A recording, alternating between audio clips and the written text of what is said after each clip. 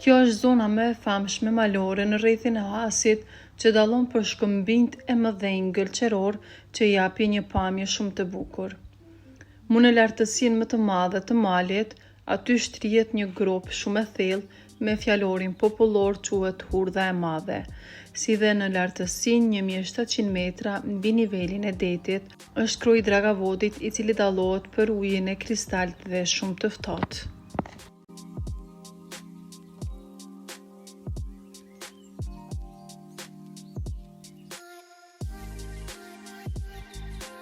Rruga më e shkurtër për të shkuar në majë të Pashtrikut kalon nga Cahani, pasi këtu ka rrugë makine deri në gjysmën e majës dhe pastaj pjesa tjetër mund të përshkrohet me këmbë ose me kuaj, ku nga lartësia duket rrafshnalta e Krumës dhe rrafshi i Dukagjinit, ku qyteti i Gjakovës duket sikur një lule mes kësaj fushe të pafund.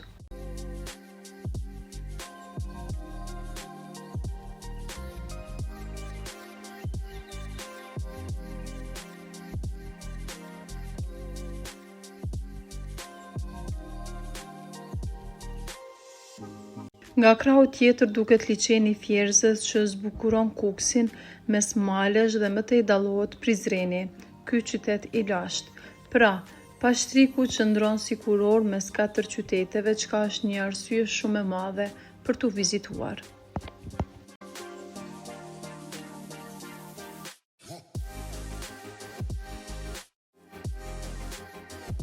Kur të vini në Has, bëni mirë të mos largoheni pa e vizituar malin e Pashtrikut. Ky i fundit është një mal që gjendet në Kosovë dhe në Shqipëri, me një lartësi prej 1986 metra. Majat e saj formojnë kufirin midis Kosovës dhe Shqipërisë. Kroji i Gorozhupit, njohur si kroji i Lotit, ndodhet në territorin e Prizrenit, në kufirin verilindor mes Shqipërisë dhe Kosovës. Për të mbërritur tek ky krua, duhet të udhëtosh në një rrugë rurale 40 kilometra nga Kuksi në Has, e mëtej rreth 30 minuta në këmbë, shoqëruar nga banorët e zonës.